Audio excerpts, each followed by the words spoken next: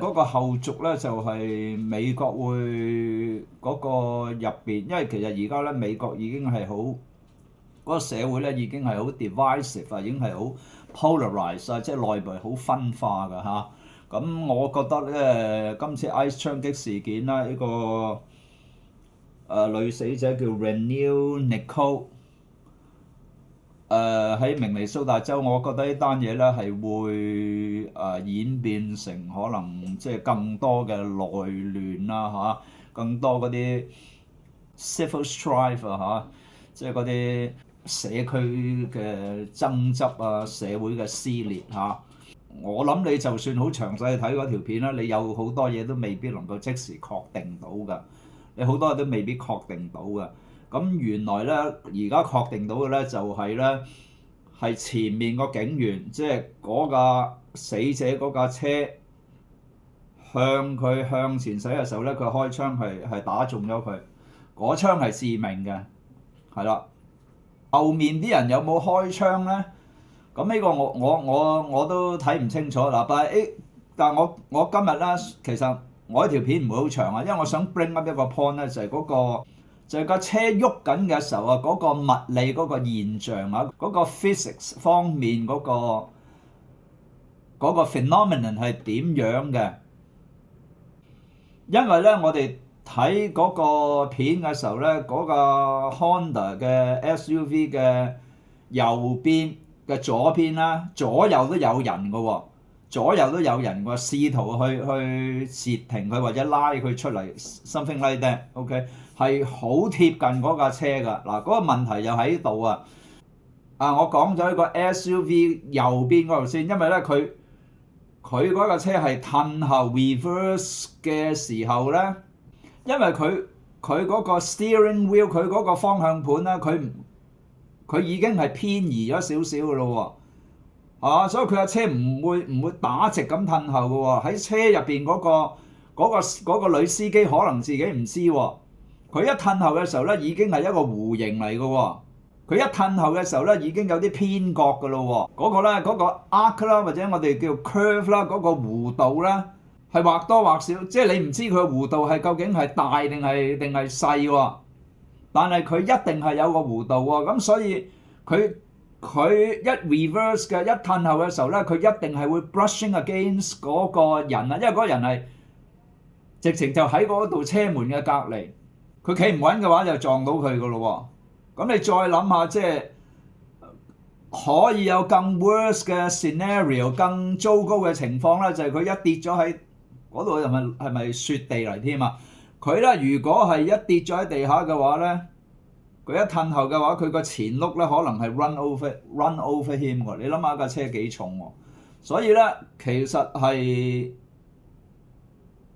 司機可能自己就咁想話OK，I just want to driving away from the scene。佢 admittedly 即係必須要承認咧，佢嗰個車速係唔快嘅，但係大家記住喎，個車速有時都唔係你控制喎，佢可以由慢而好快去 pick up speed 嘅喎，尤其是當佢好心急想離開嘅時候咧，咁佢有個加埋個衝力咧。如果嗰個嘢跌低嘅話咧，就可能車斷腳。OK，嗱呢個就講右邊嘅，左邊嗰個咧就睇得好清楚啊。左邊嗰個就睇得好清楚，係啦，就係點咧？咁佢都係貼得好埋架車嗰度，又係咁嘅情況啦。咁佢一褪後，跟住再駛前，乜你覺得佢係即係 in a straight line 咧？梗係唔係啦。即係佢已經係 create 咗兩個 curve 兩個 arc 嘅咯喎，係咪啊？兩個弧度嘅咯喎，咁一西，咁所以左手邊嗰個 officer 咧都係有機會跌到。如果佢有機會，佢已經係掂到個車門㗎啦，呢個好肯定啦。咁如果佢就好似褪一褪嘅，咁如果佢跌到咁而俾架車碌過嘅話，咁又另一回事㗎咯喎。咁你唔可以話呢個唔係一個 life-threatening 嘅 situation 喎，對嗰個 officer 嚟講，開槍嗰個喺前面嗰個開槍，我就 no comment，all right，我 no comment 啊，我睇下佢哋點講嚇。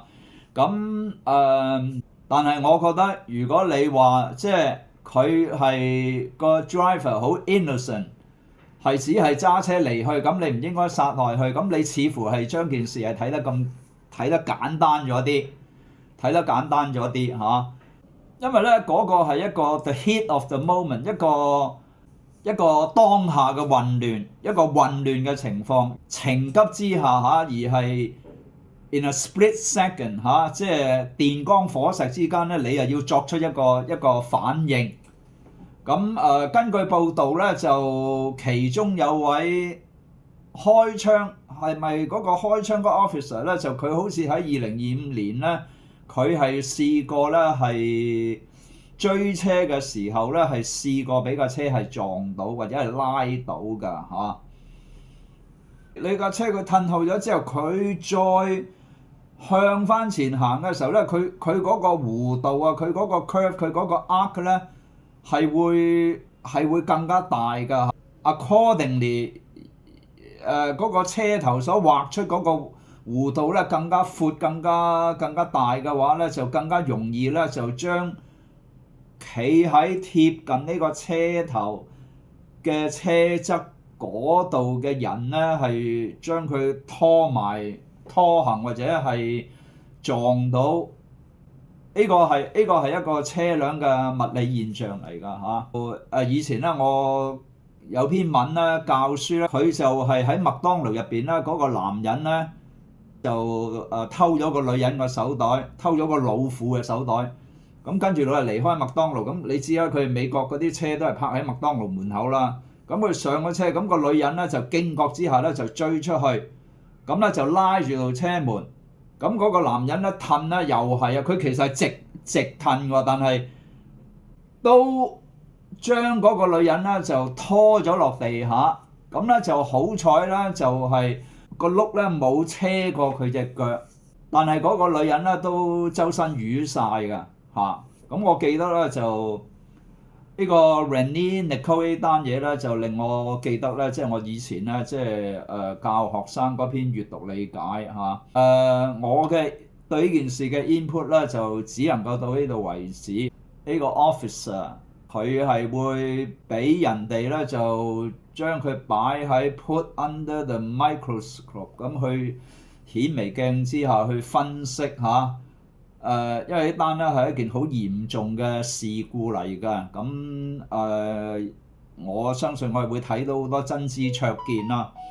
咁另外我想提下咧，原來Alex 咧，佢唔係淨係影相叻喎嚇，我就唔會睇佢嗰啲影相條片啊。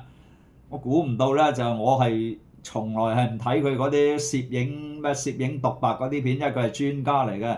我哋係影相係攞個手機啊嘛，佢係攞個 cam 㗎嚇。但係估唔到咧，即係佢分析即係呢啲國際嘅時事啦，分析得咁好啊嚇。係咯，大家可以睇下佢點講啦，Alex 啊嚇。